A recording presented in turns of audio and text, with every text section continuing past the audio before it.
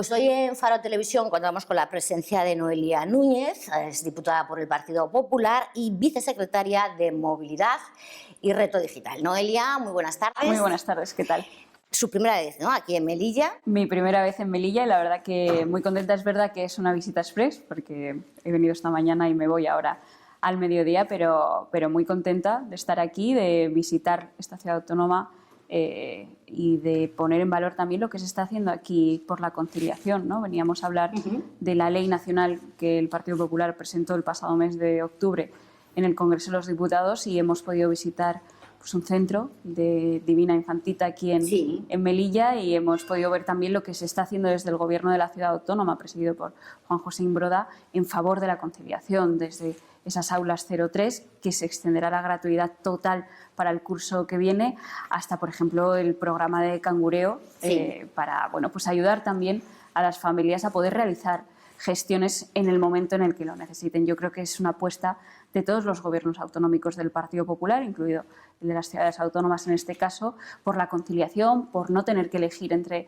la vida personal y la vida laboral y por medidas en favor de la familia, ¿no?, que tan necesarias son hoy en día para que sobre todo la gente joven pues se anime a tener hijos que hace falta en nuestro país. No, sin lugar a dudas. Llega además en un día que es el 25N, un día muy especial contra la violencia, un día internacional contra la violencia contra las mujeres. Desde el Partido Popular, ¿cuáles son las políticas en este sentido? Se cumplen 20 años de la ley integral, pero a lo mejor se queda un poco obsoleta, ¿no? Pues el Partido Popular es también precursor del Pacto de Estado contra la Violencia de Género. Estamos trabajando ahora de manera activa en la subcomisión para la renovación del Pacto de Estado contra la Violencia de Género para que se incluya pues otro tipo de violencias también contra las mujeres, como puede ser la violencia digital, ¿no?, que pues con los nuevos tiempos está también a la orden del día con esos acosos que se producen también en redes sociales o con ese control que se hace de dispositivos móviles por parte de parejas o exparejas, incluso mediante hackeo. Ha habido casos en los que la expareja hackea el móvil de la pareja para controlar todo pues, el flujo de información, todas las relaciones que va teniendo, y eso es una forma también de violencia contra las mujeres que queremos que en la renovación del Pacto de Estado contra la Violencia de Género se contemple, ¿no?, para pues, intentar erradicar este tipo de violencia. Es verdad que los datos no son positivos, los datos pues son alarmantes en el sentido del número de muertes y el número de agresiones que se producen a mujeres y desgraciadamente tenemos un gobierno que tiene un Ministerio de Igualdad pero que no está sirviendo para que haya esa igualdad real entre los hombres y las mujeres o para erradicar este tipo de violencias. El gobierno pasado, presidido también por el señor Sánchez, pero con una ministra de Unidas Podemos como era Irene Montero, pues su legado en materia de igualdad y en materia de lucha contra la violencia de género fue la ley del solo sí es sí, una ley que ha supuesto pues que se excarcele anticipadamente o se rebajen condenas a agresores de mujeres, a pederastas, a violadores, y es algo intolerable, ¿no?, de un gobierno que dice ser feminista. Nosotros seguimos pues, trabajando por esa igualdad para que las mujeres tengan todas las oportunidades laborales, que no tengan pues también que tampoco que elegir, ¿no?, entre ser madre y poder desarrollar su carrera profesional, para que no haya ningún tipo de barreras y sobre todo para ese tipo de violencia que se sigue ejerciendo contra las mujeres, pues consigamos entre todos que pase a la historia. Cambiando de tema, supongo que habrá hablado con el presidente de la ciudad, le habrá comentado los problemas más acuciantes de Melilla. Son varios: la sanidad, por un lado, el transporte, la aduana comercial. El tema de la sanidad, ¿qué salida podría tener? Porque es un problema muy, muy relevante y muchas personas se ven obligadas a lo mejor a viajar a Málaga para determinadas pruebas que en cualquier ciudad española la tienen al alcance de su mano, ¿no? Pues he podido hablar con el presidente Imbroda y he podido comprobar cómo los servicios municipales o los servicios que gestiona la ciudad autónoma de Melilla funcionan a la perfección, pero desgraciadamente los servicios que dependen del gobierno estatal, del gobierno presidido por Pedro Sánchez, como puede ser la sanidad, la educación o el transporte, pues dejan mucho que desear, ¿no? Es intolerable pues que la sanidad, que es una gestión directa por parte del Ministerio de Sanidad, recordemos, esa ministra que nosotros la sufrimos en Madrid como la oposición de Isabel Díaz Ayuso, esa ministra que defendía o decía defender la sanidad pública, pues en Melilla no lo está haciendo. En Melilla no está atendiendo las reclamaciones que por parte de los sanitarios están reclamando. No está atendiendo al déficit de sanitarios o de personal sanitario que sufre la ciudad autónoma de Melilla y que está ralentizando pues, esas pruebas que en muchas ocasiones tienen que realizarse en otras comunidades autónomas, ¿no? Es intolerable que una ciudad autónoma como esta no tenga unos servicios sanitarios de manera correcta, pero también el sector transporte o los medios de transporte, ¿no? Oye, la idiosincrasia de Melilla requiere de un transporte público o de unos servicios de transporte pues, con mayor frecuencia o con mayor posibilidad para los habitantes de esta ciudad autónoma, ¿no? Para tener una conexión directa con la península y no estar o no sentirse aislados, ¿no? Claro. Pero desgraciadamente el sentimiento que se tiene con el gobierno de Pedro Sánchez es que Melilla en este caso no es prioritario para el gobierno de la nación, ¿no? Como al final que Sánchez siga sentado en la Moncloa no depende de los melillenses, depende pues, de sus socios separatistas y de las coaliciones, estas Frankenstein que le mantienen en la Moncloa, al final las prioridades de los melillenses no son las prioridades para Pedro Sánchez. Y ahí vemos que mientras se beneficia a otros territorios solo por el interés electoral de Pedro Sánchez, pues esos recursos salen de los melillenses, ¿no? Y vemos como mientras se beneficia, en este caso, a Cataluña, a País Vasco, porque, insisto, depende de ellos que siga Sánchez en la Moncloa, pues eso quiere decir que los melillenses tienen menos recursos o tienen menos servicios públicos gestionados de una manera eficiente, ¿no? Y eso yo creo que lo conseguiremos revertir pues, cuando dejemos atrás esta oscura etapa de la política nacional como ha sido el gobierno presidido por el señor Sánchez.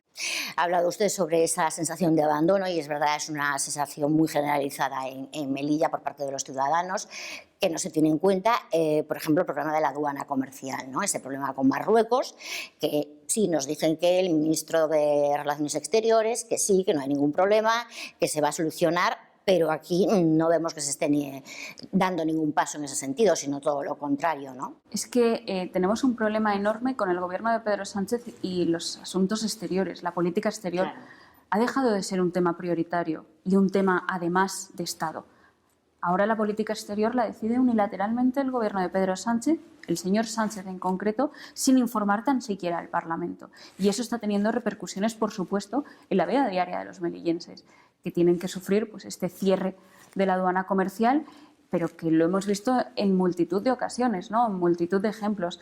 Es prioritario y es fundamental que la política exterior vuelva a ser una política de Estado, donde se informe al Parlamento, donde se cuente, pues en este caso, con el principal grupo de la oposición, que es el Partido Popular, que ganamos las elecciones y somos el principal partido de la Cámara. Pero, desgraciadamente, no se nos informa ni de esto ni de ninguna otra cuestión. Y creo que la política exterior es un tema de vital importancia, especialmente en zonas como la Ciudad Autónoma de Melilla, pero también puede ser el caso de Ceuta y en otras zonas donde, bueno, pues al final tiene una dependencia económica que las relaciones exteriores sean de una manera correcta, como debería ser en un gobierno serio, ¿no? Pero desgraciadamente pues tenemos a un ministro, el señor Álvarez, que está a otros menesteres, y un presidente del gobierno, el señor Sánchez, que también está centrado en otros aspectos y no en solucionar los problemas de, en este caso, los melillenses.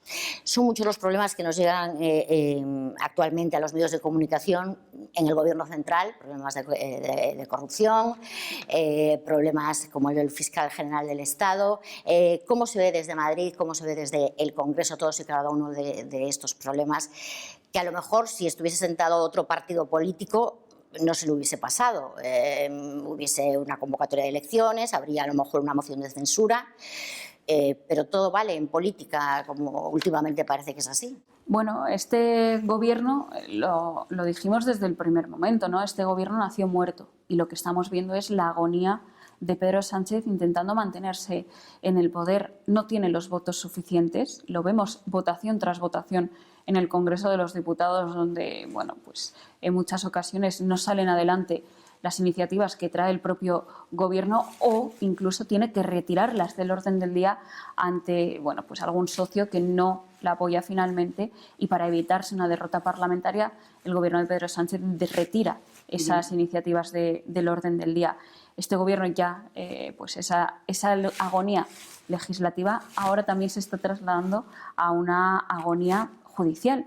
Estamos viendo escándalo tras escándalo todos los días. Cuando no es la familia del presidente con una mujer, la mujer del presidente imputada, el hermano del presidente imputado, es el Partido Socialista.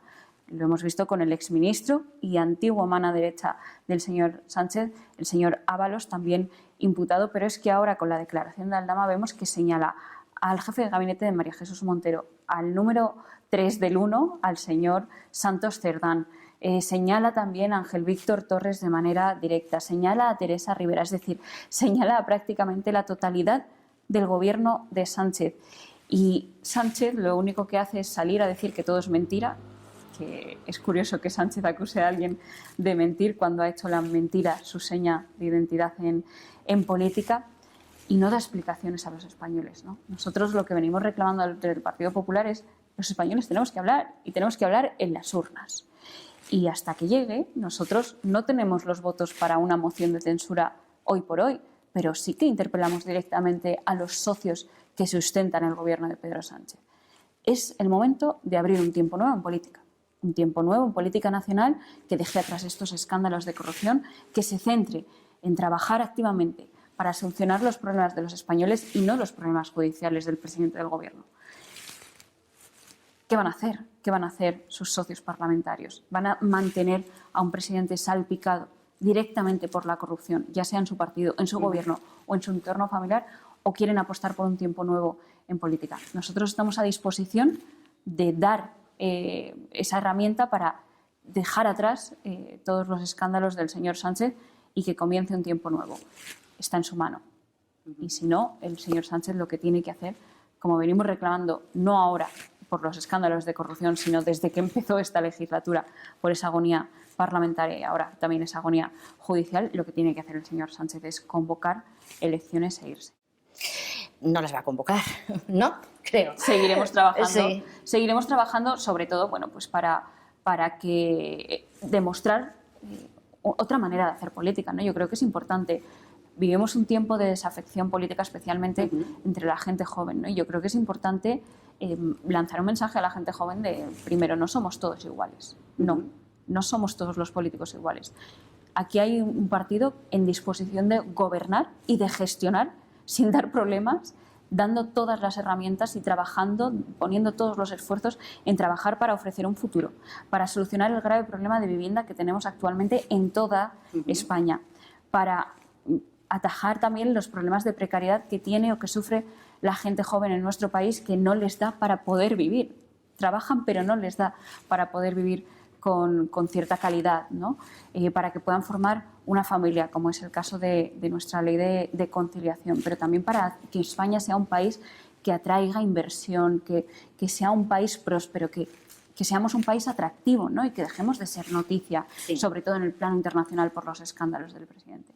Por eso estamos trabajando activamente para demostrar que, oye, no somos todos iguales y que el Gobierno puede dejar de ser un problema para los españoles como lo es actualmente. El Gobierno, cuando llegue Alberto Núñez Feijóo a la presidencia, será un Gobierno que trabaje en pro y en beneficio de los españoles y no contra ellos, como está haciendo el Gobierno presidido por el señor Sánchez.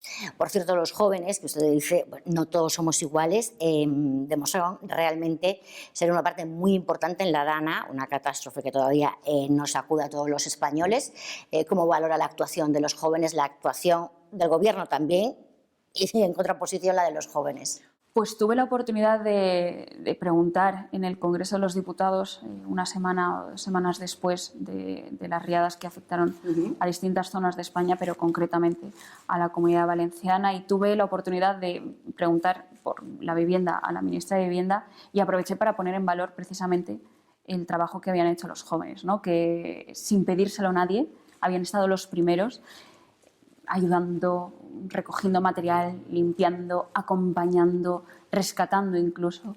Y yo creo que es fundamental poner en valor todo lo que han hecho y nos han hecho sentir profundamente orgullosos, ¿no? Muchas veces se les decía la generación de cristal, ¿no? Sí. Esta juventud que hoy por hoy no tolera nada, que no aguantan nada, que son muy frágiles, y han demostrado que cuando hay una catástrofe como la que hemos vivido, una emergencia nacional como la que hemos vivido en estos últimos tiempos, han estado los primeros, han demostrado el coraje y la solidaridad que tienen, y han demostrado unos valores que yo creo que tienen que hacernos sentir orgullosos a todos los españoles. Y en contraposición tenemos la actuación del Gobierno, que mucha población considera que ha sido tardía la respuesta. Mientras estos jóvenes estaban allí ayudando, colaborando, trabajando, limpiando, rescatando, pues teníamos un Partido Socialista pagando publicidad para intentar sacar rédito político de la catástrofe, de la emergencia natural, ¿no? Yo creo que son dos posturas totalmente contrapuestas. Mientras unos estaban ayudando, otros estaban intentando hacer política de una emergencia nacional, con la frase aquella del presidente que yo creo que le va a perseguir siempre, y me alegra porque es una frase bochornosa, la de si necesitan más recursos, que los pidan. Los españoles no tenemos que pedir recursos cuando sufrimos una situación tan grave y tan dantesca como fue la emergencia nacional provocada por las riadas. Los españoles necesitamos ayuda sin tener que pedirla. No tenemos que pedirla en nuestro país, ¿no? El Estado tiene que proporcionar los recursos y no tienen que ser los españoles quienes los pidan, ¿no? Entonces ahí tenemos esa contraposición de quienes no han sido llamados y han estado allí, esos jóvenes que sin que nadie se lo pidiera estaban allí trabajando y ayudando, frente a un gobierno que estaba intentando sacar rédito electoral y con esa frase de si necesitan más recursos que lo pidan. Y ya por último, Noelia, aunque estamos en tiempos convulsos en el ámbito político y en otros ámbitos como el económico, ¿tenemos una cierta esperanza todavía los españoles de futuro? Yo creo que sí, claro que sí. ¿Por qué no vamos a tener esperanza si somos un gran país? Eso para empezar. Somos un país de gente trabajadora, de gente alegre, de gente que tiene ganas de vivir, y desgraciadamente ahora tenemos un gobierno que está lastrando todo eso, lastrando pues a los autónomos, lastrando a las familias, lastrando a la juventud, pero yo estoy convencida que en cuanto acabemos con esta etapa tan nefasta para la historia de nuestro país, para la historia política de nuestro país, tenemos un potencial enorme. Solo hay que tener un gobierno que arrime el hombro, que esté ahí, que deje de poner piedras en el camino, que deje de lastrar y que deje de impedir que la gente prospere por sí misma, ¿no? Yo creo que claro que tenemos motivos para la esperanza, y porque, sobre todo, Pedro Sánchez pasará. Su historia está ya acabada y estoy convencida de que será más pronto que tarde. Y cuando la etapa de Pedro Sánchez pase, estoy convencida de que a España le quedan muchos años de una historia brillante y de una historia potente para volver a poner en valor y volver a ser el país que fuimos en el plano de vista, por supuesto, internacional, pero también en el nacional. Así que yo claro que tengo motivos para la esperanza, y en eso trabajamos. Si no... Es cierto. Pues con este mensaje ponemos el punto y final. Noelia, muchísimas gracias por estar con nosotros. Te esperamos en Melilla otra vez, ¿eh? Por supuesto, volveré. Y muchas gracias a ustedes por su atención.